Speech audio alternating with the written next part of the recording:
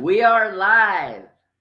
Hello, hello, hello, hello, everybody, and welcome to the second installment of this international storytelling event. Yes, we had one a couple years back. I'll give you some background, but um, we need to get started to be mindful of the schedules of all of our storytellers. And I would love to begin by introducing our first storyteller, Mateo.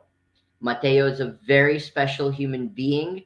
I met him at a festival in Southern California, and we hit it off. And he's a very special soul with a very special story. Um, growing up in Central America. He's going to talk about personal transformation of the body, mind, and soul. And so, without further ado, I'm going to go ahead and add Mateo. Welcome, Mateo. How's it going? Oh, it's fantastic. Thank you so much, Leon. Rah! Great to see you again. Ah, are you excited for your story? Are you ready to get started? I'm ready. All right. Well, without further ado, I'm going to jump off the screen and please get started, sir. Well, thank you so much for the time. Thank you so much for the invitation. Um, it's an honor and a privilege to be sharing, this space with all of you. As Leon said, we met just recently in California, and the transformation that I've had in my life to get me to here in this place now is one that, in a lot of ways, I never thought I would even be able to, or even think it was possible. But kind of just to start, as Leon said, I grew up in Latin America throughout various countries. Guatemala is my homeland, Chapin de Corazon. Um, and but born in the United States, and so my upbringing through the Christian religion um, was very. It was amazing because I got to not only do it within the Christian religion in Latin America, but also in America. So multicultural in that aspect, and for me, it was the best upbringing that I ever could have imagined. Having the different languages, the cultures was just something that was incredible. But over the years, once I came to the States and went to college, um, a lot of things changed for me. Really jumped into the American culture. After loving the family aspects and all of those things that the Latin culture really brings, I really entrenched myself into the American culture and oftentimes what I've found is much more an individualistic culture.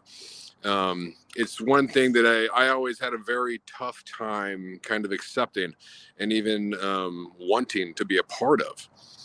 Um, when I got to the United States, because I was in love with the game of football, American football, not football as we all mostly know it. Um, I had the privilege to play in college. And when I did, I ballooned up to about, well, at the time it was pretty solid, but about 300 pounds. After that, though, I quit college, or I'm sorry, I quit um, football, mostly because of just the different types of personalities that you encounter and what you kind of have to be in that sport. That's not me. It's not me in any way, shape, or form. And instead, I pursued my other dreams, which was creation of media, television and video. I went to Los Angeles. The one place in America that I found was the closest that I could relate to with my Latin upbringing, living in Guatemala City. It just reminded me so much of home, the mountains, being in the amazing weather. It's not the tropics like Guatemala, but having that amazing Southern California weather. I was home in America in that sense. But what I did, obviously, there was a lot of television and video media production. And those were things that I loved. Those were things that were amazing. I did a lot of it on my own growing up. Actually, my very first memory was actually in Costa Rica, in the airport. From my memory, I was holding one of those old video cameras, the very first ones. It was kind of a satchel that you would put on your shoulder, and it was kind of like a big gun that you would hold for the lens. And since that day, I would make videos and all kinds of production things throughout my time in Guatemala and everywhere else, even for the finals that I would take, or paper or extra credit. My teachers would let me do it. So it kind of natural flow was once I got to America, and that was just where I headed. I went to Los Angeles, was there for about 15 years. Eventually, through all the different productions, independent television, features, network, kind of all over the place. My love was always really set in the independent world, much more kind of outside of the whole business and corporate world, all of those things that you kind of have to obviously be a part of in some ways to really be successful. At least that's what I thought in my mind. But I always was bringing up as much of the independent spirit to it that I could. After finally finishing in a feature film that I had co-wrote and produced, I went through the entire process of selling, and I really saw the entirety of what that world is like. And it was something that, in a lot of ways, I didn't want to really be a part of it. I love communicating visually, but I think I really just had a lot of fear. A lot of fear about a lot of different potential things. And my upbringing with all the moving that I did, also lived in 7 different countries, including Colombia, Costa Rica, Ecuador, Chile. I'm one that's always on the move. And I decided, I believe it was 2014, to basically live the van life and become a nomad in Southern California. I was still working within the industry, more on the legal side, actually. I kind of shifted from production and creation into contracts and things of that nature, just to kind of keep my foot in the door, and to really learn the other side of it that I wasn't really a part of at the time. But what it really spurred was my nomadic journey and my nomadic lifestyle. At the time, though, as well, if you'd known me then, I would look very, very different than what I currently look. As I said earlier, I was 300 pounds when I left college, and from all the football, and I was kind of jacked. It was, it was a good 300 pounds, but I never stopped eating like a football player. 5 plates was my normal. And I ballooned up. Well, I don't know the exact number. I basically got onto a scale, those old manual ones that go up to 375 pounds, and it didn't register. So I know I was close to 4, if not more. I was just massive, and I had a moment. It was right when I was starting my nomadic journey, when I was transitioning out of media creation, out of the business and corporate world that I'd been in. And everything shifted for me in a moment. I was looking myself dead in the eye in a mirror, and it really told me and showed me, you're not going to be around much longer with this body. And I then started my journey into veganism, into vegetarianism as much as possible. It took some time, but now I'm 180 pounds. I have a body I've never been in before, really. It took a long time to gain that weight, so I took my time getting out of it. But the nomadic life really, really helped me into that. And along that way as well, Christianity was another thing that, I wasn't 100%. I saw the corporate side of it, the religion side of it. And really, this last year, after 2020, has been the most transformative thing I've ever experienced. I not only completely, as much as possible, now I'm a vegan. I'm not gonna lie, every now and then, I have a little bit, something special with family, but we're not all perfect, obviously. Um, but I completely moved into that, and also my spirituality. It's been one of those journeys where I was able to find along in the festivals where I met Leon and other people and other places, how much everything is always the same. I always see a specific, I can't even put a finger on it, but the same vigor, the same, joy and exuberance and love that comes through people. Oftentimes, it's only when you're one on one. It's much more difficult in a group setting, which is, I think, why religion is such a difficult thing. But love, it's the one religion I've always prescribed to. It's the one spiritual path that I think we all prescribe to. And it really showed me meeting so many different people from around the world in all these different settings, involved in whatever different religions, that it doesn't matter. Because really, it's just about love. It's the one thing that binds us all, no matter what, no matter our creed, no matter our land, no matter our ancestors, no matter what. Love is life. It is the glue of the world. And most recently, another massive transition has happened. About 2-3 weeks ago, when I was in Hawaii on my journey, what I thought would take me, I had left LA, sold everything. I had fully embraced the nomadic movement of myself, of my everything. And I was in Hawaii. And for the first time in my life, after all the traveling, all the moving around, all the different things, I realized there was a journey that I was still afraid of. All the love that I had found in my life, I found that fear was still existing. And that fear was rooting, being in a place, not being nomadic.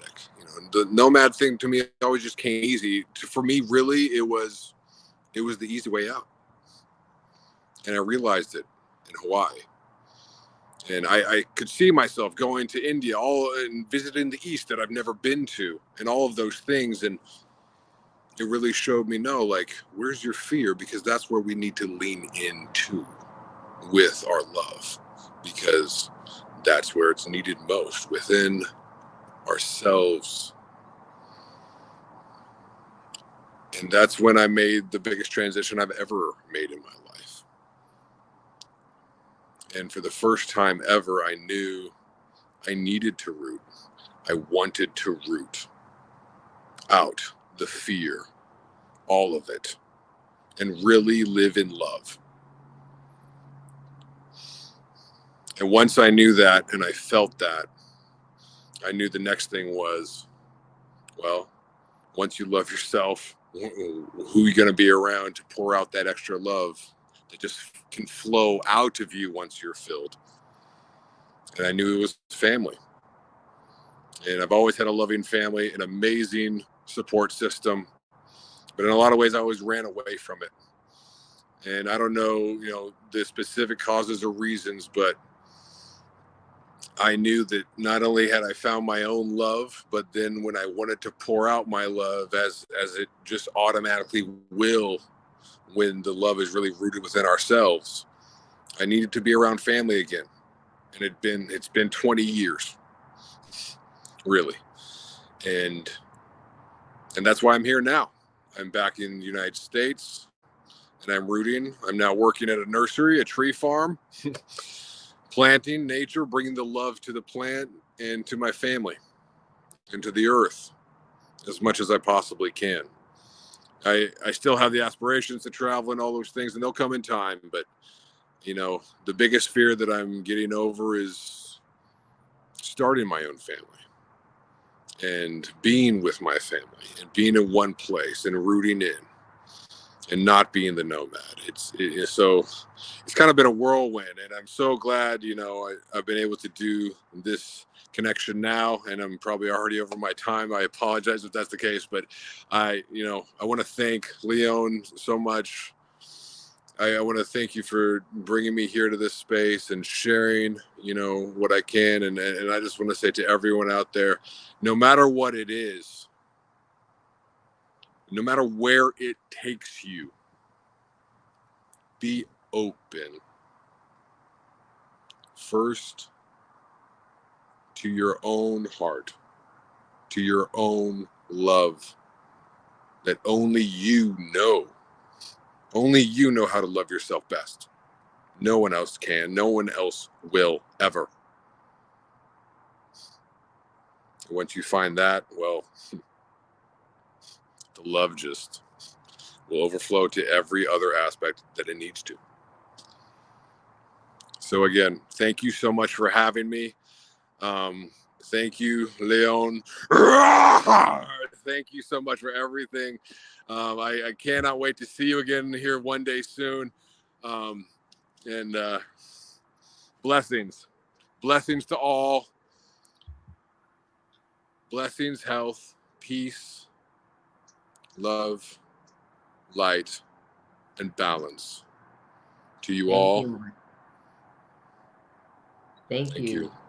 Thank you so much, Mateo, for sharing your heart, your soul, your fears, and really the fuel of your greatness. And thank you for sharing so authentically. I think that as time goes on and as people come across this story, um, they'll surely be inspired. So thank you so much for that, brother. With that, I would love to queue up our next storyteller. And with that, I would love to first show her poster. Um, where's the poster? Meh. Okay, there it is. Okay, so I am so excited. I am so excited to introduce Kawana. Kawana is from Brazil. She is a world traveler, and I consider her a global citizen. She has had one wild life with so many amazing stories. I have not known Kawana for a very long time, but in the very short time that I've known her, I have just been spellbound by some of the stories that she shared. And so, without further ado, I would love to introduce Kawana, the world traveler, the mother, entrepreneur. Um, Thank you so much for joining us, Kawana. Um, is there anything you'd like to add before about yourself before we get started? People are seeing me already. Yeah. I don't know. I just would like to add that being a traveling mother right now, to be here, I'm in the library. So I took my kid to the library. So she's reading a book. So that's the only way that she let me actually be here. So we That need count. to juggle a lot being a mother for sure. All right. Well, without further ado, I'm gonna hop off the screen and please get started with your story. Thank you. Well, so I'm Kawana and I was born in Brazil. And there's so much to say, but I will try to use my our 15 minutes. So I came from a really interesting family. My family is mostly women. We have nine. My mother, she has nine sisters and one brother. And from that batch, we had like 15 cousins, where we're gonna have 13 women and two brothers. and we came from a family that we had a really like patriarch base from my grandfather, and kind of racist from people who travels, people who tries to be free. My family is like a farm family, so like for them the idea was you need to work in the farm and everybody stays here. We don't need to go to school. This is not good. And travel, what is travel? Travel is like waste of time, and really religions too. So I want to do waste of time. We want to do waste of time. So I kind of grew up in this mindset, even though my family always had like indigenous ancestors. So we also like always were connected a lot with plants, with magic, but not really fully aware of that because we have lots of repression from our grandparents and like kind of guilt about it to feel something different. So I grew up in this kind of environment. My mother, she got pregnant when she was 14 years old, so she was like a little kid, I would say. So that brought me to the world into a really traumatic pregnancy, what make me think I never wanted to have a kid in my life. You know? Yes, now I'm growing up.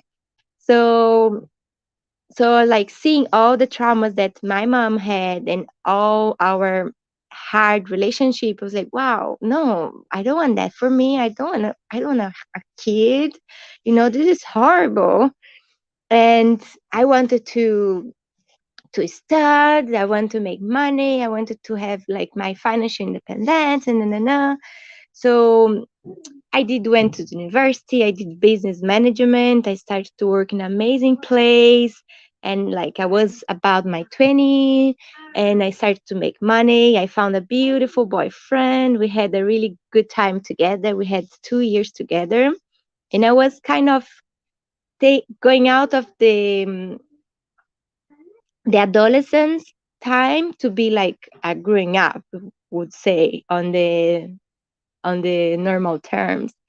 And when I finished my university, I was working, everything was so good, and I was with this like city life, and yeah, that's what I want for me. And it was like with high heels and makeup and like going to parties and get drunk and doing that and having fun, travel here and there, but like inside Brazil. And one day, as life is really crazy and at the same time beautiful, but sometimes really hard to accept, this boyfriend that we are really in love, we really love each other. We are like, maybe and now I want to have kids because I really like this guy. And like my mindset started to change. And he died.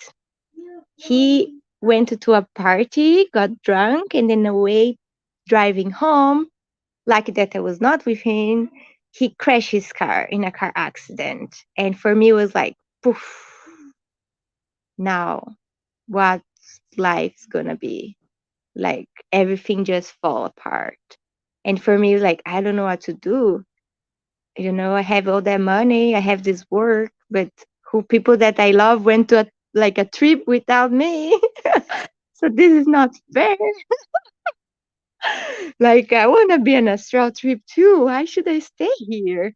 So I think for me that was a start for awakening, for my really like truly potential and my like really consciousness about what the life is for, what we came to do here, like what is really important, what is not, and all those things.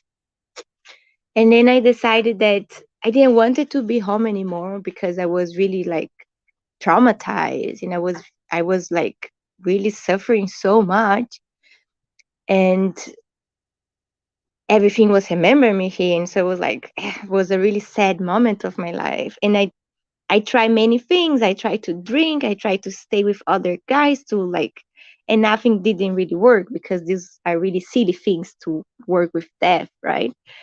So I decided I was going to work really hard for 1 year, and I was going to buy a ticket for the most farthest place in the world I could go, and I would start over. So I decided that at this point I never went like out from Brazil. It was my first adventure. I would not speak any English at the time. It was 2012, and I bought a ticket to go to Australia. I was like, this is the farthest place I can go. People say that looks like Brazil, so I go. So I bought a ticket. I bought like a 6 months English course to do in Sydney, and I went there. So I got in Sydney, in this giant city, somebody that have never went out of Brazil, and really with so much pain, with so much confusion, and not I didn't speak anything. So I started to go to school. I started to After 4 months that I was there, I started to understand a little bit English, and then I feel like that's how my journey started actually over there. And then I started to meet other people, and I decided that I didn't want to hang out with Brazilian because they just speak Portuguese, and I wanted to learn. So I started to hang out with people from all over the world. So like my world opened up, like so many different cultures, so many different like ways of life, so many like beliefs. And it was like, oh my gosh, I was so little inside a box, and the world is so magical and so big. And then I stayed in Sydney and for a little bit. And after a while, I said, you know what? I'm tired of this life. I'm doing the same in Brazil. I'm working to pay the school. I was like working as a cleaner, working, doing whatever work was like there. I'm living in this big city. I'm sharing this house that people that I really don't even like then, and like why I'm doing it. So do you know what? Change again. So I took all my stuff. I donated everything for a thrift store. I had 140 liters bag. I took my bag and I went to hitchhike for the first time of my life. So I started to hitchhike in Australia, and then is a new beginning. I started to meet other ways of life, the nomad life, the like no attachment life, like to be in the wild, to be alone, like how you be a woman in the world by yourself, travel by yourself, without money, without anything, like people's gonna kill you, like all those like old beliefs. I needed to go through all those fears. That was all that I'm so these. Okay, mommy. Shh, yes. So I went through all those fears on by experience. So I was like, I want to face all that. And of course, many crazy stuff happened, but nothing really dangerous. So I put myself in danger sometimes. Anyway, I went, I stayed in this journey in Australia for like 2 years and a half. So I did travel all the continent without one zero money on my pocket. I met amazing people. I started to volunteer in a beautiful projects. I started the Aboriginal community. I started to help at like a permaculture farms. I started to learn so many other things. And then I came into yoga for the first time at the Hare Krishna community. And I fall in love because that was one tool that helped me to heal so much. Like all the other tools, distraction. And yoga was like, yeah, this is real. This is happening. This is helping you. So like another shift. I went to a crazy traveler to like a more holistic traveler. So I started to just travel to like spiritual places and here and there and meet like all this new world. And at the time I was still like living without any money. That was my decision. So I did like vipassana, I did meditation, I did work, I did live in ashrams and so many amazing things. And I decided that Australia was not enough for me anymore. And then I wanted to go to Asia. And I was like, how I go to Asia if I have no money? Like they will not, I cannot hitchhike an airplane, they will not let me go for free. This is like impossible. So I was like, what is the another way? How can I do that? Then I found a friend. He's like, hey, take a boat. Hitchhike a boat. Go somewhere and like, hey man, can you take me with you? I can cook, I can clean. It's like, oh, I never thought about that. So I took a boat with a friend and a captain. He gave us a ride through like many islands in Indonesia. We did like 2 months trip. Here I eat. And yes, I will listen in 1 second. Was my first time inside like a boat, this giant boat, a sailing boat. I never been inside a sailing boat. I don't even know how to swim, and I was like inside this boat in the middle of the ocean with this crazy guy, and it was such an experience. We had such a good time. It was so much learned, so much beautiful things happen in the ocean. It's amazing to be in the ocean. And then we went to Indonesia. And once we got there, of course, the relationship with this captain didn't work out because he was like a 75 years old dude from like the Vietnam War. And he was not like a hippie, peaceful like we were. So like did not work out our relationship for sure. So we took out of the boats, like, you know what? This guy is crazy. We're gonna leave. And then we start to hitchhike in Indonesia. And again, we get to know like all the tribes in Indonesia that lives like far in the mountain in the middle of nowhere. Like we went to help them and to share, and we wanted to like everybody was so welcoming, helping us and doing so many. We are sharing with the community. We're like planting trees and helping kids at school. And from Indonesia, I stayed 6 months there. And I felt that was start like my spiritual journey was really strong at that time. I was like preparing myself for something bigger. And from Indonesia, I went to Malaysia, Thailand, and all in the same style. Thailand, Singapore, and so many other. I think I stayed like 8 months in Asia. And then I decided to like, okay, now I'm gonna go to New Zealand because I can work in New Zealand. So I'm gonna go to New Zealand, and if I cannot work, I can just do volunteer work. I went to New Zealand really happy, and because I do not really need visa over there.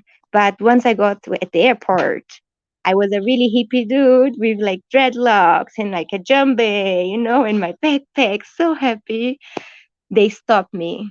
They didn't let me go in. They put me in a really like hard situation. I cried so much. They asked me so many questions. They were like, "Yeah, what you doing here?" Anyway, they didn't let me go in. They put me back in an airplane back to Asia. I was like, okay, I started again. So what's happening now? Let's just be here. So I stay in Indonesia. I stay in Thailand at this time. Then I met a beautiful friend that were musicians. We started to like travel around Thailand, doing music on the street, by like people are giving us money, giving us food, and that's how we travel. After Thailand, I started to have a really, really awakening on my third eye, and started to hear so many things of my spiritual guides. And they told me that I need to go back to Brazil. I need to heal my ancestor lineage, and I need to go and I need to ask about my father and my mother, and like, oh my gosh. So I went back to Brazil, and I talked to my mom. She didn't let me. She didn't wanted to tell me nothing like that because for her it was really traumatic. And uh, and then my spiritual guy say like go to Panama to this like indigenous conference. And I was like, okay, spiritual guide, I have no money. How go to Panama? Like, you know how to do it. Just hitchhike. Like, okay, let's hitchhike. So I hitchhiked from south of Brazil to Panama.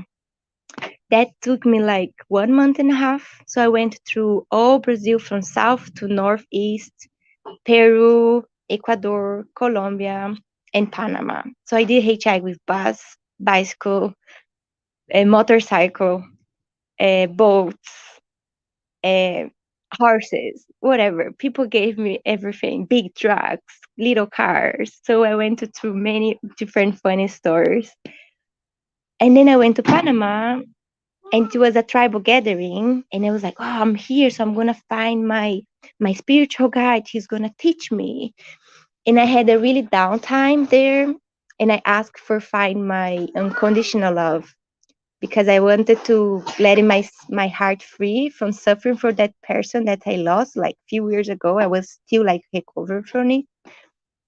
And then I met a guy that is actually my husband right now.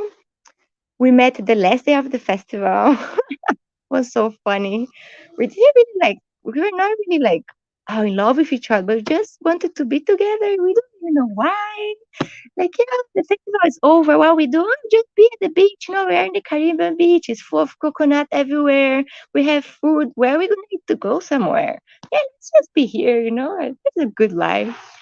So good life, coconut, love, beach. And then after a week that we were together, I was pregnant, like so fast. And I was like on my top of travel. I was like, now I'm free. I'm going everywhere. And I was pregnant. And I was like, okay, what are we gonna do now? I don't know you. You don't know me. And like we are pregnant together. It's like, well, that's our journey. Let's do it. And then Aya starts on the journey. And she is 4 years old now. She has been to 14 countries already since she was in my belly. She went to we went to Europe, we went to South America, Central America. We did travel to festivals. We did travel to many places when she was in my belly. She was born in Brazil, so went back to Brazil, and she was born from a free birth. So I didn't have any midwife, doctor, any nothing, just natural in the middle of the wild, as we are all supposed to have. And we stayed in Brazil in the wild for like 4 months, where she was just seeing nature and the birds and the sky. And then we decided to go. We took a car that's called Combi, and we decided to go to Argentina. So we went to Argentina, to Paraguay with this car. We did like a little tiny house in the car. And then we decided to go to Canada. So we took a flight and we went to Canada to work picking fruits with a little baby. So crazy. And then we went to California to work with ganja. And like this little baby, we worked with ganja. Oh my gosh. And then we went to Europe again, and then we went to India. And then in India, I started to do my yoga trainings and all those kind of stuff. And I think my time is over.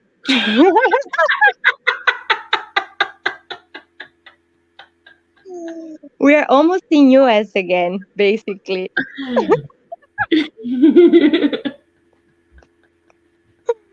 Oh my gosh. Yeah, we can stop in India. India was a great time. We got in India during COVID, so we got stuck there in the ashram. What was amazing. And it was a beautiful spiritual experience. And they sent us back to Brazil. What was good because it was a free flight. Interesting. Interesting. Joanna, I am Mm. so glad that, life brought us together so that, you know, I could be a small part of sharing your story with the world. And I hope that, you know, as time goes on, you can be a guest on the show. Delve a little bit deeper into some of the aspects. So with that, I'm so grateful to you for your time, and for sharing so deeply of your struggles and how the river of your life took its turns, because it's truly an inspirational life, full of courage. And I hope that other women out there can be inspired by your courage. Thank you. Yeah, we can do like 1 hour for sure talking about that. Yeah. All right. Well, thank you, Kawana. Um, Before we move on to the next storyteller, okay, I didn't really get a chance to introduce today's event because I wanted to be sensitive to our first two storytellers' timelines. But I did kind of drop a hint that this storytelling event is not our first iteration. We did one back in December 2020, at the height of COVID, and it was quite an event with storytellers from all over the globe, and it was such a positive experience. However, it took um, I guess over 2 years for us to be able to do it again. But now, as opposed to the first event being on Zoom, we're on YouTube Live. And this is going to be here something for everyone to be able to find, be inspired by, long after all of us storytellers are gone, right?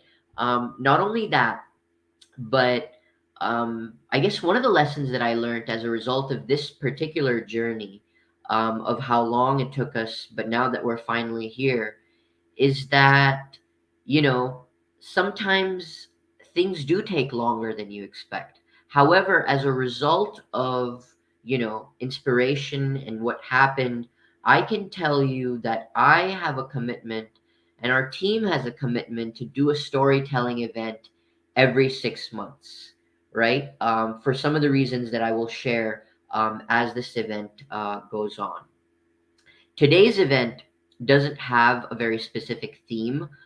We kind of left it free form for our storytellers to share whatever they wanted. However, successive events might. I know I can tell you that our second storytelling event in about 6 months from now will definitely have a theme that I'm very excited to share and that I'm not going to divulge at this time. So, with that, I would love to share and introduce our next storyteller who joins us all the way from Northern California, specifically the Grass Valley region. And before I bring Tom on, I want to give a shout out to Raven. Raven is a amazing human being, sister that I met at a festival and blew me away from the moment I set eyes on her. And we have amazing chemistry. And just as a result of being at this festival, it was around the time when I was really serious about trying to make the storytelling event happen. And one of the things that I learned is, as part of making your dreams come true, you have to talk about it. You have to talk about it with the universe, with the world. You have to tell people, this is what I desire, this is what I want, this is what I'm working towards. And Raven was one of those people. And lo and behold, she spoke very highly of Tom. And of course, was there to make the connection. And Tom was so readily available. We were able to jump on a call right away, have a conversation, get on the same page. And so, without further ado, I would love to introduce Tom, somebody who is an amazing human, who joined the Peace Corps. If you don't know what the Peace Corps, spelled CORP, is, please look it up on Google. It's an amazing program. Tom joined the Peace Corps and he traveled through, I want to say, some parts of West Africa. But today's story is going to be about the outdoor adventure and basically creating a sustainable lifestyle that is quite in contrast with how most of us live. And I'm so excited to introduce Tom. So without further ado, Tom, welcome to the event. Hello. Good to see you. Good to see you, Lion. Thanks for the intro. That's excellent. Hell yeah. Hell yeah. Anything that you would like to share before I hand the mic over to you and before you dive I'm in into your Raven's story? house. Sorry? I'm in Raven's house. In You're front in of Raven's house? piano. Yeah, exactly. Because that's where the electricity works. Wow. Okay. So we come full circle. Yeah. All right, Tom. Well, without further ado, I turn the podium to you. Please take us away. Great.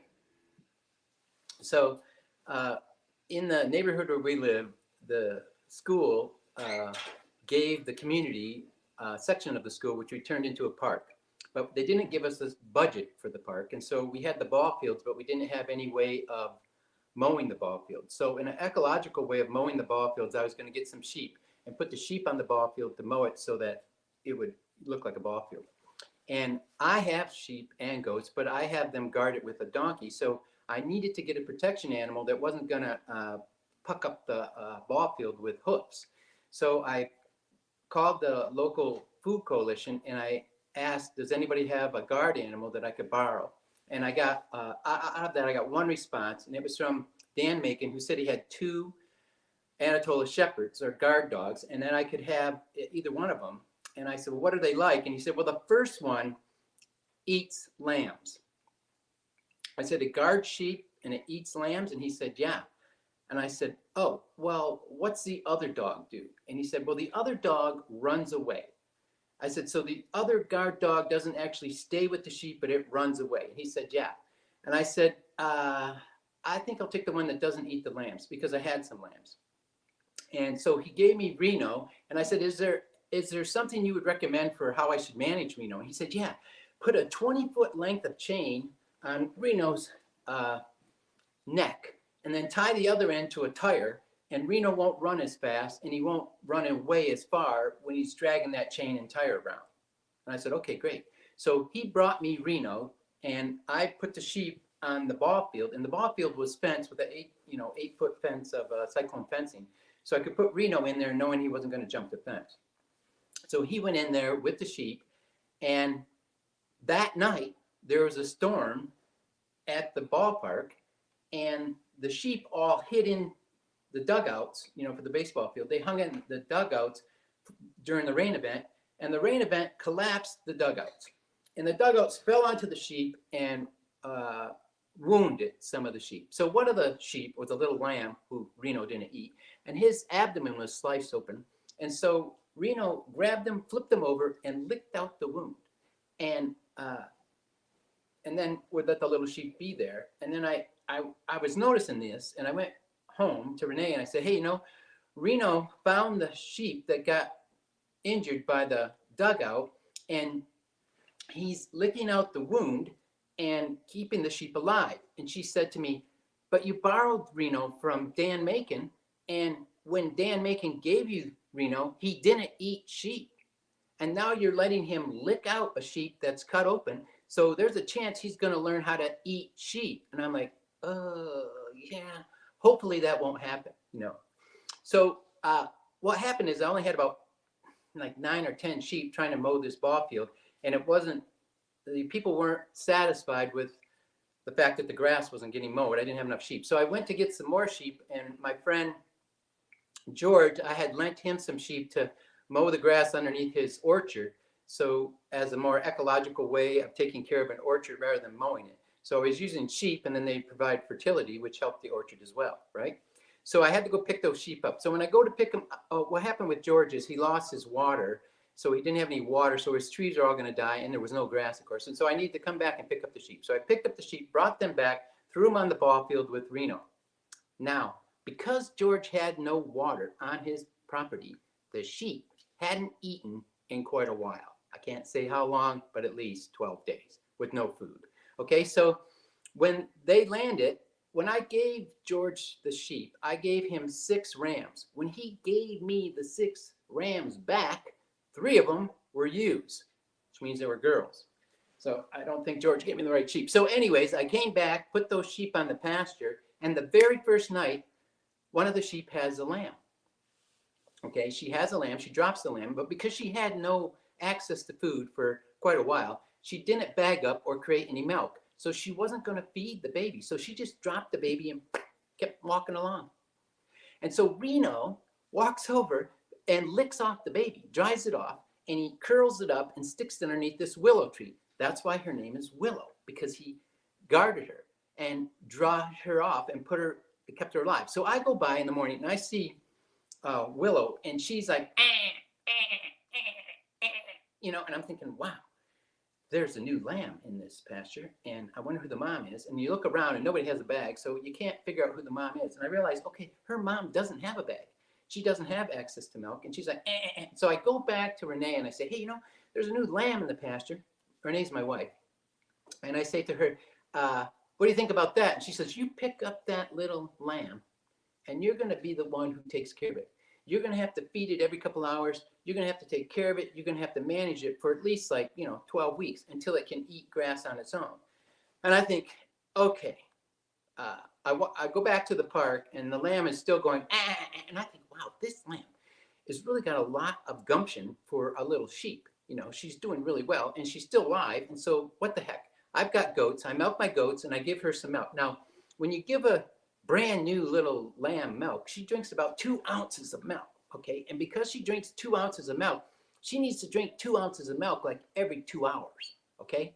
So it's frequent feeding, just a little bit, which is what nature does. She frequently does something just a little bit and a little bit. Like when she feeds plants, she feeds them nitrogen a little bit and a little bit and a little bit and a little bit. The plants get bigger and bigger and bigger. And so you feed these sheep a little bit, a little bit. Well, I'm trying to get to the point where this little sheep can last longer between feeding, so I don't have to feed her all the time. Okay, so that's not happening right away. And it takes quite a while to even get her to 4 ounces of milk, which gives me a 4-hour period, which means I have to take the sheep with me to work. Okay, first, when we move it into the house, she lives in a little dog crate. She lives in a dog crate so that we can take her, we don't have to worry about her messing around the floor. And then she's living with my herd dog. So she's living with a border collie, and she's living with an Australian Shepherd and a Queensland Heeler. So she's getting used to the dog scene because she's living in the dog area, almost with the dog, and she's in a dog crate. And she gets locked up at night. And then I start taking her out with me when I go to work. So I actually do landscaping for work. So when I go to work, I take the sheep with me. And she lives in the dog crate until she gets like so big that you can't shove her into the dog crate anymore. And then it's like, okay, now she just has to ride in the front seat with me and the other 2 dogs. Okay, so it's pretty crowded in the front of this pickup truck, 2 dogs and a sheep. And we go and we recycle garbage from different, restaurants and organic, the co-op and places like that. So wherever you can pick up organic compost, we stop and pick that up, throw it in the back of the truck. And then the sheep gets out, and she runs around and visits with the people, right? And she becomes really popular in our community. People start to know her because, yes, that's Willow. She's the sheep that runs around when the guy comes to get the garbage. So I'm coming to get the garbage, and we go to the chiropractor needs his fruit tree pruned that's in his parking lot. So we go to the parking lot to prune the fruit tree with Willow, who's been living with these dogs. Now, she has lived with the dogs for so long that she actually goes out with them at night when they go out to bark at the coyotes. So she goes out to bark at the coyotes with the dogs. And you're thinking, wow, that's not going to last very long. You can't chase coyotes as a sheep, but she doesn't know. So she keeps going out there with the dogs, chasing the coyotes. And I don't really realize how much she's bonded to these dogs. And I take her to the chiropractic's office to trim the apple tree.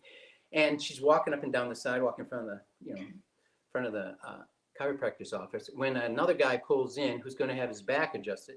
So he parks his pickup truck right there. And in the back of his pickup truck is a chow dog. A chow dog, one of those dogs, they got a black tongue. That dog, aggressive, kind of dog. And that dog sees Willow walking up and down the sidewalk in front of the chiropractor's office, and he goes ballistics, and he starts growling like. And then the kind of nice thing is he's in the back of this pickup truck, and he's in a camper shell, and so far he's in the camper shell, but he keeps getting more and more aggressive, and eventually. He rips right through the screen on the window of the camper shell.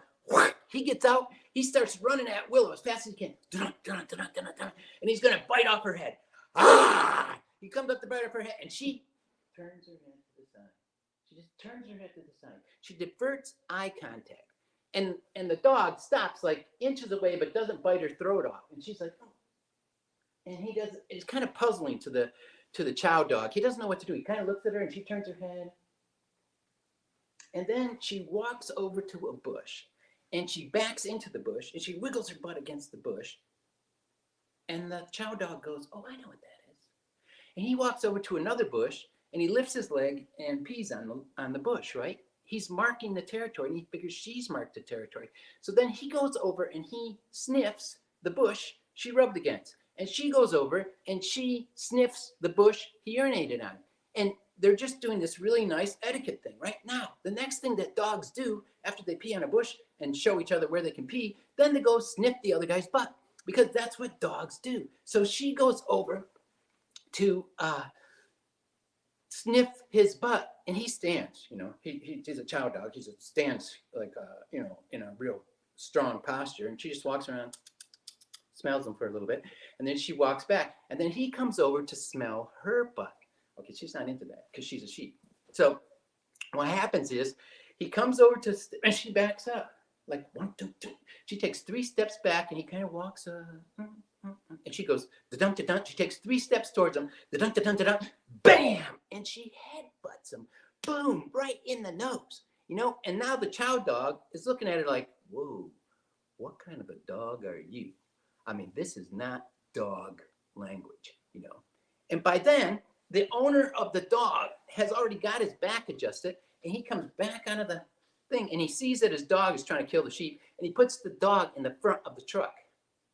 Yeah. And so Willow is able to remain fearless in the face of a violent attack from a species she doesn't know, because she operated with the polite etiquette of hello, how are you? Who are you? She went through all those politenesses in the right order, and it saved her little butt. So what you can learn is, even if your mother rejects you, even if you're brought up by a bunch of savages, you can remain fearless in the face of aggressive environment. Stick with that. Thank you. Wow. Tom, you know, there's an award for most animated storyteller, Yeah. and I think you're in the lead for it. Yeah. I'm gonna try to give you a run for your money, but you're definitely in the lead for it. Um, thank you. Thank you You're welcome. so much for bringing this story to life in such a beautiful way, and sharing um, something that, like, for someone like me who's primarily a city urban dweller, not something that I'm able to appreciate as much. So thank you for bringing that slice of life, that slice of magic, that lesson that the sheep um, can teach all of us. Fantastic. All right, Tom. Thank you. You're welcome. All right, everybody. So before I introduce our next storyteller, hint, hint, she's from Nigeria and she's based in Nigeria. I want to share one of the objectives, one of the goals of our event here today. So, one of the goals of our event today is to inspire you. It's to inspire you so that once you get out of this magical little world that we have here on YouTube Live, and you go back to your routine, you go back to your community, that you feel inspired and motivated to intentionally create an inviting space to have friends, to have family come together to share stories. Usually, storytelling just happens when we get together because we just, that's just the nature of being human. But I really want to challenge you to step out of your comfort zone, to have a storytelling night where you mentally prepare people to say, you know what, I want us to learn from each other. And so just let's come together to intentionally share stories, to teach and inspire each other all in keeping with honoring our ancestors. Because as I've mentioned before we had YouTube Live, before we had the Kindle, before we had books, our ancestors, you know, gave us the ability to be here today by sharing knowledge, sharing secrets, sharing wisdom through stories. That they would come together around the fire or during the day through song or whatever, so that our human race could make it as far as we have today. And so I hope that if these words speak to you, that you will more intentionally create space for us to honor our ancestors. And so, with that, I'm going to share my screen and present to you Funmi Lola. So, Funmi, as she likes to be called, um, is from Nigeria. She's based in a city just outside Lagos, which is the largest city in Nigeria, called Ibadan. And what's crazy is that Funmi came into my life less than 3 days ago in a very, very magical way. And Funmi, I'm not going to put you on the spot, but if you wanted to, before you share your story, share Okay. a story of how I just hijacked your life, um, um, feel free to do so. But she came into our life, my life, 3 days ago, and I was just really bothered with the fact that we didn't have enough women storytellers, that like a few dropped, and the current roster was just like not as balanced as I wanted it to be. And I was sufficiently primed, and Funmi Lola, we had a conversation about something completely, unrelated, Different. Yeah. and just felt inspired. So, Funmi, I turn the mic over to you for you to do as you wish. But before I do, Funmi is going to talk about transition. COVID was a very, very, very powerful, you know, um, event in all of our lives. It was a very intense event for the world. But for some of us, it gave us the opportunity to really step into our power. Step into our power in a way where through challenges, through struggles, it molded us to evolve. And just like our ancestors evolved. And through that evolution, reach a place where we tap into our power, not just to help ourselves, but to serve humanity. So, Funmi, I turn it over to you. Thank you so much for being here. Please. Okay. Thank you so much for having me. It's quite a pleasure to be here sharing my story. Even though we met just 3 days ago, like, yeah, it's super amazing to really share my story. We met like Oh, shoot. my post on social media, and that was how we were able to um, get together, and that was how you met me. Let me put it that way.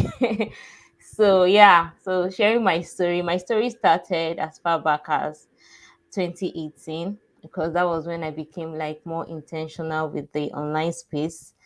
My story started 2018. That was when I became more intentional with the online space. That was when I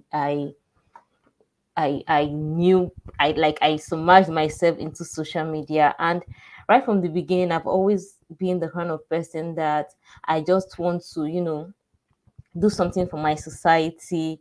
I've always been someone that really wants to impact, like make an impact, leave my footprint in the world. Like I want people to to say, yes, this person changed my life in a way that was good. So that has always been what has been driving me. But let me say, I finished university 2015. I studied microbiology in school, and obviously the next thing is to look for a job in that field.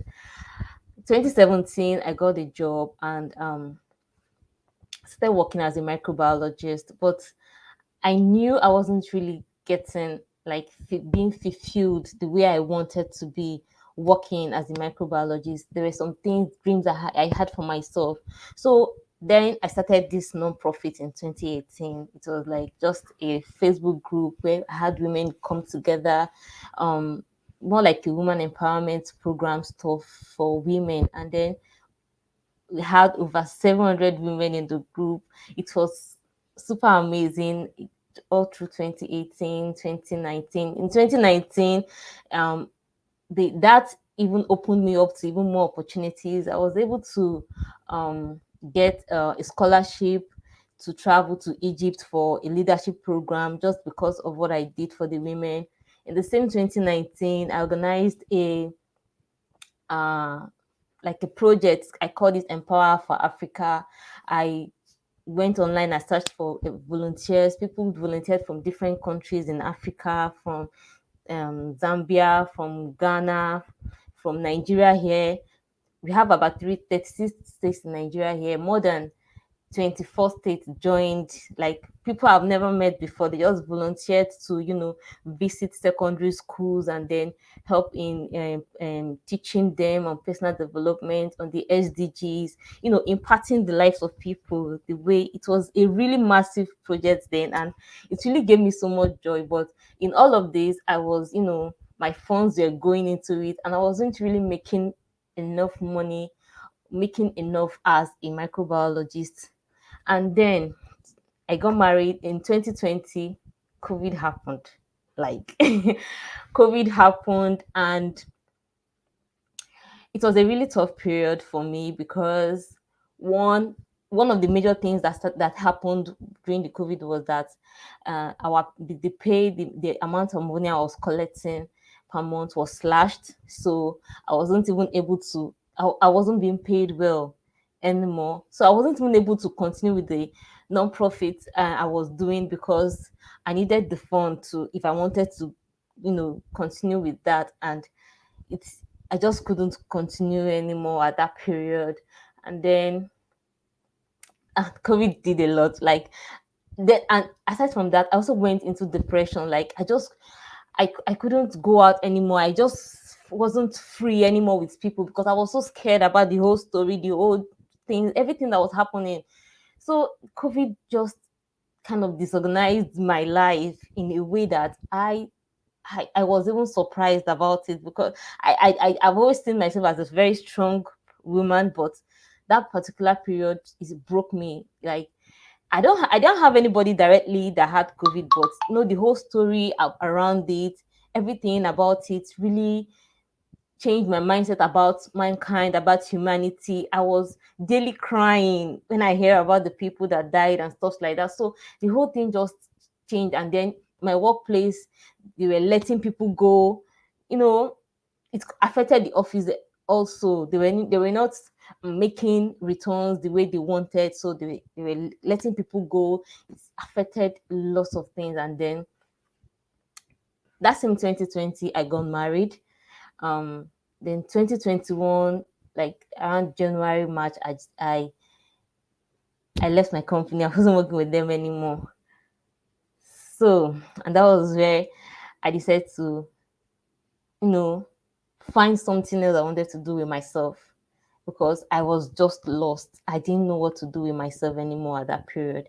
I knew, okay, fine, if at all I needed to change my career path, because in Nigeria, working as a microbiologist, I didn't really see the huge, the way I was making impact with people with that profession. Like I wasn't making an impact directly or even indirectly. Like I felt I wasn't feeling it personally. That was my own story. I just wasn't feeling it. And then that was like a discovery journey. I was now trying to discover myself all over again from the beginning. 2021, it was just like a difficult period. I was doing so many things. Before then, I've always been the type that love to work from home. Like, I've always wanted to work remotely. While I was working, I tried so many other businesses. I tried so many things. I went into network marketing with different companies and all that, but they just didn't work out and stuff like that. And it's and every time I hear about working from home, like I've heard about working remotely before, I always think it was meant for, only tech gurus, people that, maybe are into web development or software engineers and all that. I never saw myself as someone that could, do that at all in any way. I never saw myself in that light. I never saw myself in that space. So I was just trying to find myself. I was always indoors.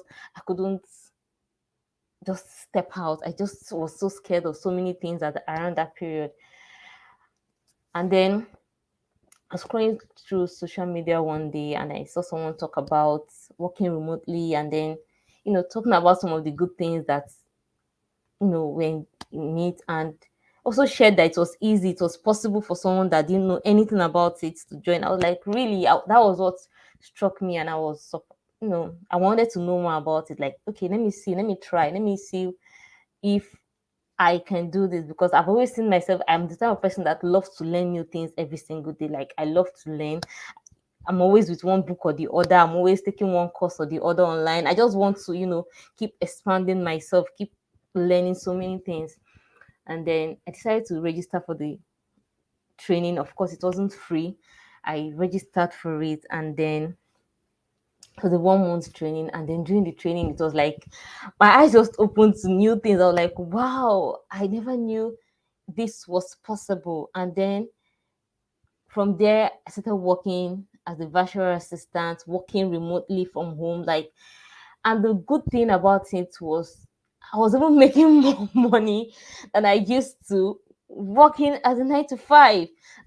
Like, it was just super amazing for me. I never thought it was possible before, but this was me doing way better right now that I was working from home.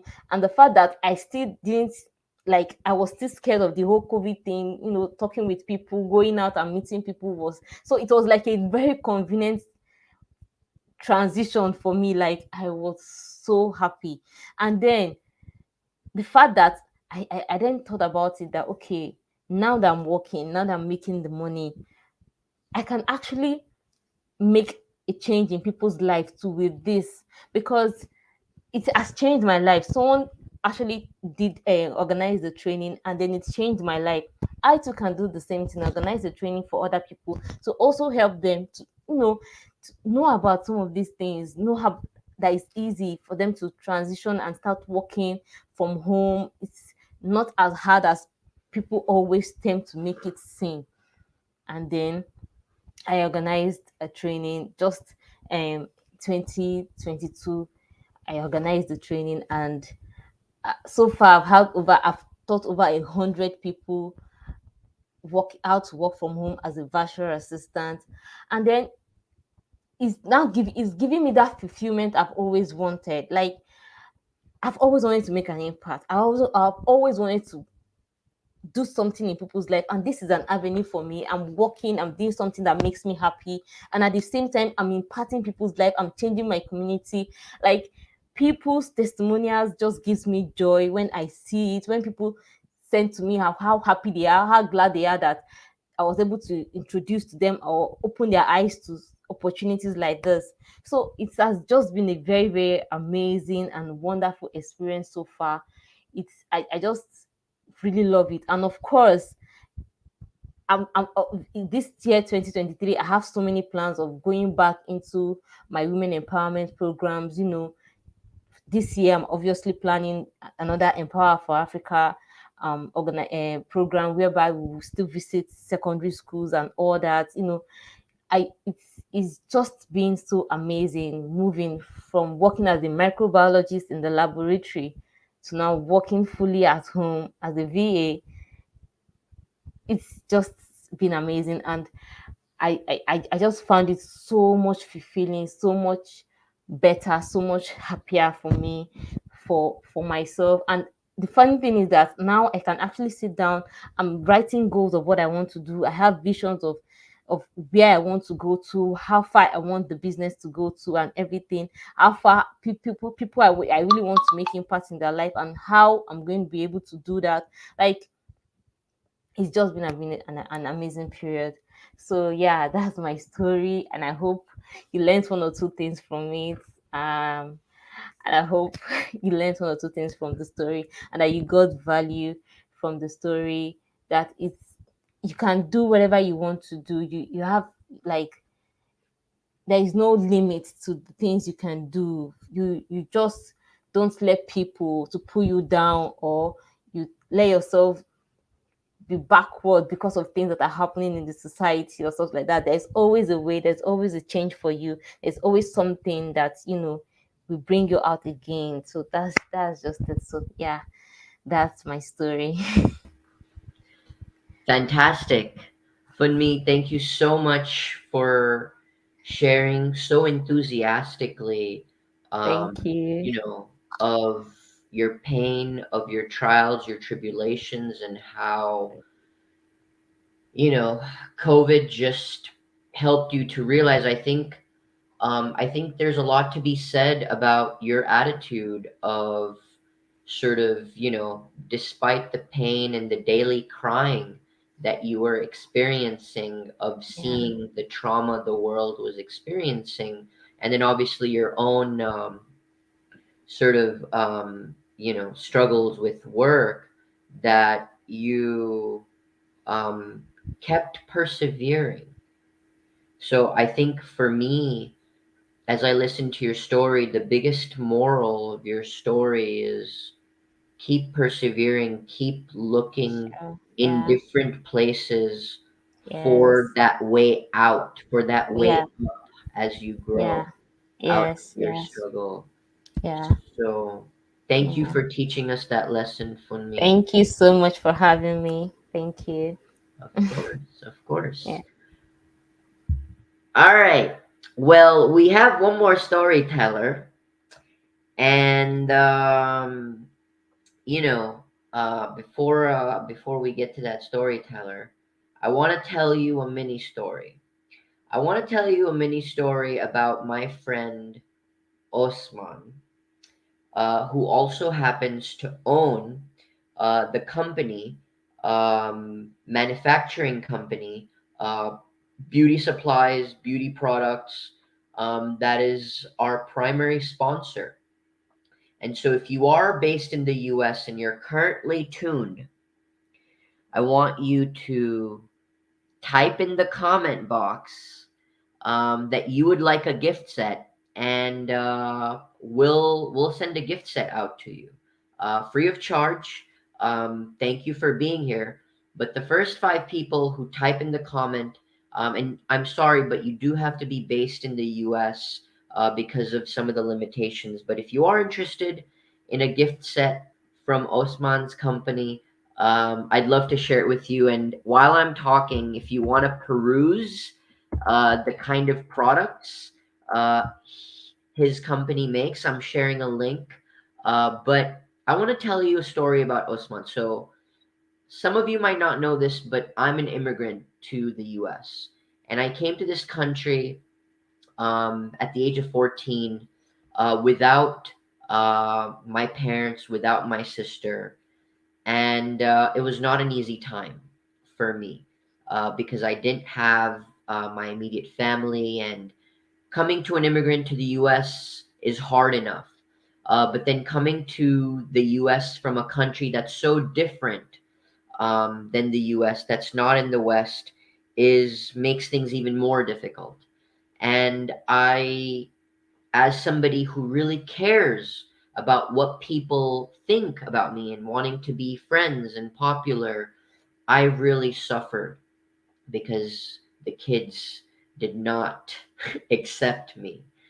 Um, but when I met Osman, Osman was this cool guy. Everybody loved him, everybody wanted to be around him. And Osman gave me attention. He treated me with kindness. He gave me time. He gave me a lot of time. He made me feel um, like I was worth his attention. And that meant the world to me. That helped me get through a very tough time in my life. And why am I sharing this? Because that is the kind of person who is running this company that I'm so excited for. His company started, um, you know, um, with very little, and now they're at a point where you can find them in Walmart, you can find them in Amazon, you can find them in Marshalls. And here's the other thing: they do a lot of the manufacturing in Florida, in Miami, in the US, giving local jobs to people. And it's high quality stuff. And so here's this person who treated me with this kindness. That is the kind of company he's running. That is the kind of products he's making. So that goes to show what you are supporting, what you are buying, what you are using yourself. And that's why I'm sharing the story with you. Because Osman is a legit human being and his company is a legit company. And I'm very excited that, he opened his heart to sponsor this event. And so I hope that you'll support him. And so I see that there's one person who put gift set. There's four more. If you would like a free gift set, all you have to do is type it so that one of our people can follow up with you. Mel, if you could please follow up with the people who said gift set and find a way to get their address, contact information, so we can get them that gift set. um, the last storyteller is none other than me. My grandfather was the best storyteller I know, and he inspired me to be a storyteller. And so, this story, without further ado, um, is about magic. Yes. Do you believe in magic? Because if you don't, I hope after this story you're going to believe in magic. So, I'm a musician, and I'm a very passionate musician. If you are interested, I would love to share my music, our music rather, with you. I will be adding the link in the description or in the comments. But basically, the story happened about 6 months ago when I was nomading through Brooklyn. So, one thing you should know about me is I'm a nomad. So, I travel the country from place to place, following art, music, and opportunity. And so while I was in Brooklyn, actually, towards the end of my time in Brooklyn, um, I was just feeling very inspired on this one particular Sunday. And I was leaving my favorite restaurant, which is a Bangladeshi restaurant. So, New York is home to many, many Bangladeshi people. And I lived in an area that's very heavily Bangladeshi, amongst other ethnicities. But my favorite restaurant in New York is this Bangladeshi restaurant, cafeteria style. And I was leaving it. It was a beautiful Sunday in, like, I think June, around Memorial Day weekend. And my ritual while I was living in New York was, after I would get a nice meal, I would go to this, like, uh, musical gathering that would happen in Prospect Park. That's actually a very historical sort of gathering because it was started by the descendants of these slaves. And so, if you look up Drummer's Circle in Prospect Park, you can read all about it. And so, I was on my way to it, and when I came across one of the intersections, I I came across this music, and it was music, live music that I hadn't heard before, and luckily I actually have a video of it. So I'm gonna go ahead and share um, this video so you can feel what I felt. Um, and here we are. I hope you're. Akulabe malezaya, zaya.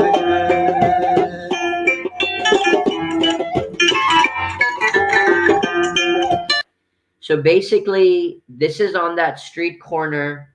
As you can tell, it's a beautiful day.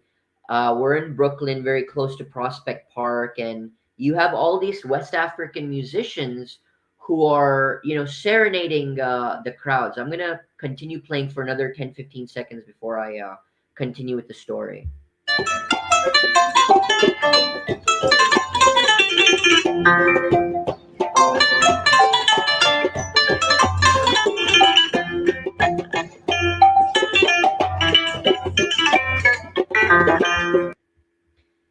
So yeah, um, I came across these people, and I'm just like, this is amazing because as a musician, I my primary instrument is my yaya, and yaya is a West African instrument, a djembe, which is a drum, and you'll see the person on the extreme side is playing the djembe, right?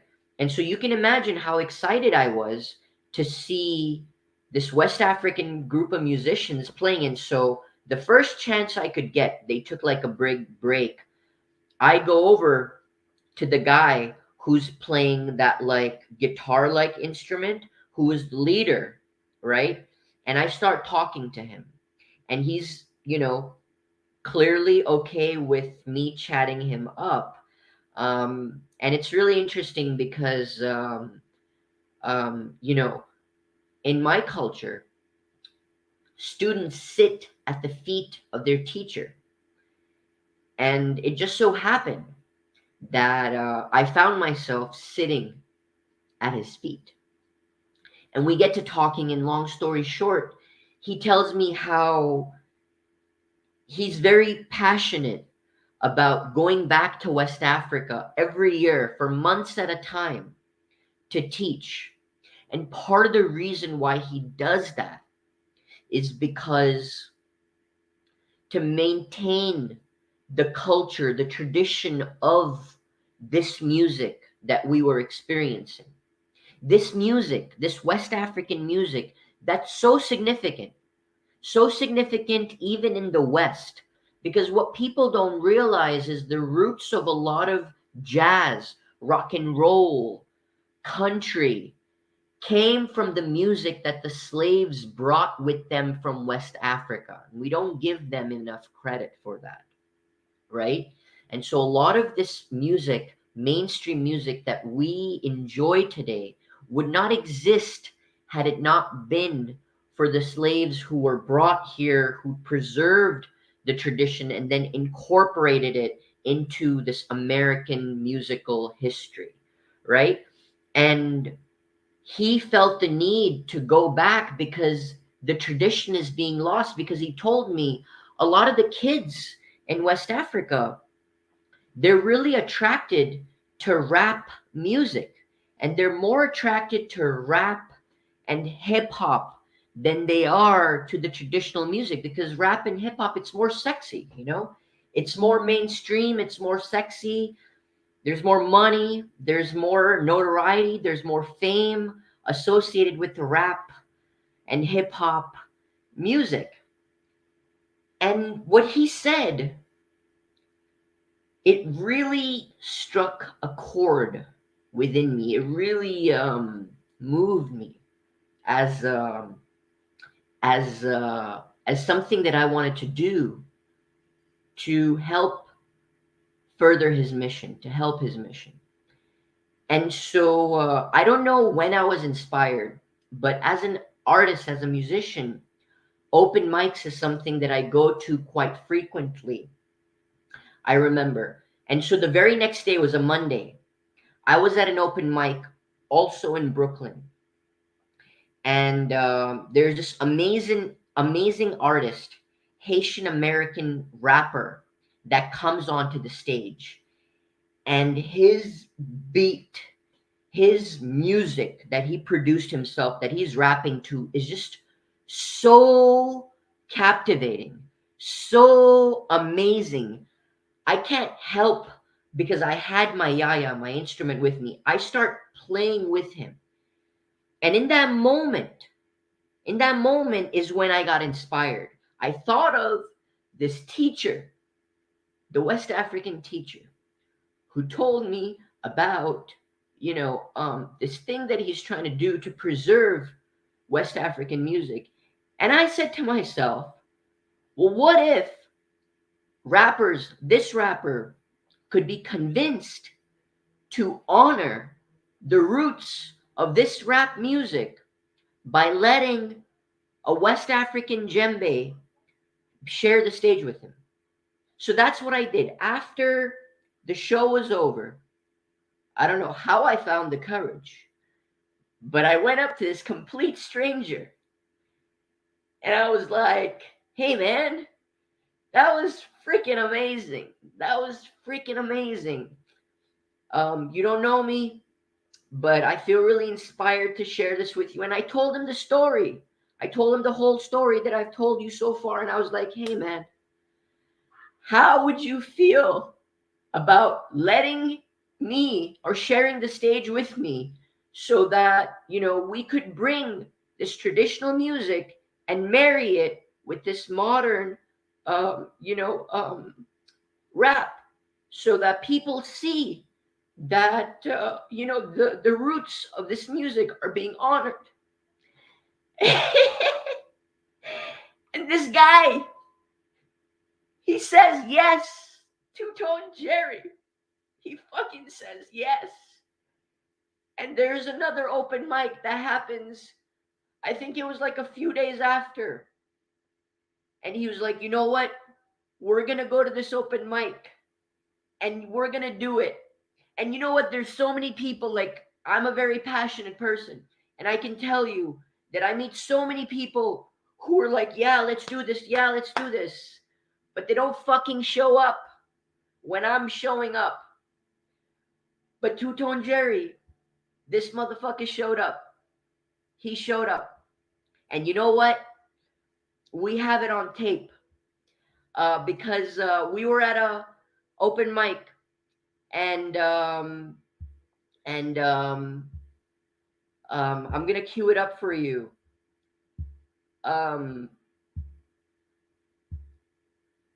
He made the space, right? He made the space, and here it is for the first time. He was so open to it. He showed up, and here you go. You can see it for yourself. And before I hit play, one thing you should know is that this was not rehearsed. And when the performance starts, I was really struggling. I was just like, I don't know how to fit in. How do I sound? There were all these voices in my head that were like, you suck. You don't sound right. You don't, you're fucking it up. All of that. And I think you might be able to tell how I was struggling, because the drumming becomes lower, because I quieten down, and I'm like, okay, let's try to, get into the zone. And then there comes a turning point. It's only a 3-minute video and we'll play it, but there comes a turning point, and that's the halfway point. And if you're paying attention, you'll see that turning point where I finally find the confidence, and I find my voice through the drumming. And it's a very magical moment. So without further ado, here you go. Enjoy. I want the drums. Yeah. Get real low. Let's get it. Real low. Hey, let's get it. Hey, I'm a big step. Getting this check. I'm a whatever. You gotta be better. I'm with a money. I'm with a honey sack. Oh, hold on. Slow down. That's the bounce. Can't miss the bounce. Let's get it. Pull up, DJ. Pull up. Hey, I'm with a stepper. Getting the cheddar. I'm a whatever. You gotta be better. I'm with the money, yeah. I'm with a honey sack. I'm with the money, yeah. I'm with a honey sack. I'm with a stepper. Getting the cheddar. I'm a whatever. You gotta be better. I'm with the money, yeah. I'm with a honey sack. I'm with the money, yeah. I'm with a honey sack. When I was broke, there was no money. But G.O.D. got my back. Got my back. Now I'm at the top. Even though ain't no stopping for nobody. I hope you copy what I'm talking about. They got from a blow. Not down south. It's Brooklyn in the fucking house. You know we rapping. Southside. Nigga, we outside. Yeah, you know the vibes. Shorty, yeah, she got the vibe. You know she from my side. And you know she gon' shake it. Maybe don't break it. I wanna see you make it. She like it when I hit it. From the side, hey, from the back. Throw it back. Get your ass smacked. Choking on your neck, baby. Hey, Lordy, I guess my fat, baby. Hey, I don't know, flex, baby. Hey, this will be my stress, baby. Hey, I'm gonna be stuck, getting this cheddar. I'm a whatever, you got a vendetta. Come with the money, yeah. Come with the honey sad. Come with the money, yeah. Come with the honey sad. I'm gonna be stuck, get this cheddar. Give my love, you got a vendetta. Come with the money, yeah. Come with the honey sad. Come with the money, yeah. Come with the honey sad. Come with the All right. I think that's enough. So yeah, there you go. So the moral of the story is I hope you believe in magic if you didn't before, because for me, this series of events and how it just happened, just by me wholeheartedly following the inspiration that struck me. And I'm not even going to call it my inspiration because I believe this was divine inspiration. This was not me. I can't take credit for this. You know, that I hope that this story makes you believe, you know, in that there's more to this world than what you can think. Maybe it restores your faith in like the universe, God, you know, whatever you like to say. Because I know that this is proof for me that I go to in my moments of doubt that you know what? We live in a magical world full of miracles. Our life is a miracle. So I hope you believe, and I hope you always find a way to tap into hope. So, with that, before we end today's storytelling event, I need to give a shout out. I need to bring attention to a very important person. This person is the person without which this event would not have existed. She did 99% of the work behind the scenes, and she is so amazing that she doesn't even want to come on camera. Okay? But you know, I will say she did 95% of the work because the other few percentage we did have other team members, maybe 90. But we did have other team members, but most of the work, most of the diligence, most of the project management happened by Mel. Mel, Mel, Mel. She's based in the Philippines. She's amazing. None of this would have been possible without her. And the next person I want to thank is Chidera. You know, she did, you know, quite a lot to help us in the backgrounds. And I'm just a face, nothing else. So thank you, everybody. I hope that this is one of many. Thank you for everybody that joined, and thank you for everybody in the future who's gonna join. I hope that you're inspired by this. I hope that you are able to create spaces in your day-to-day life to honor the art of storytelling. Intentionally do so. And with that, I wish you the best of luck, and I hope to see you at the next event. Um, I hope that we have what we need to send the gift set out to the person that commented. And yeah, thank you very much, everybody. Hope you have a wonderful evening. And yeah, love and light. Life is amazing. Bye now. Bye bye. All right. Ending.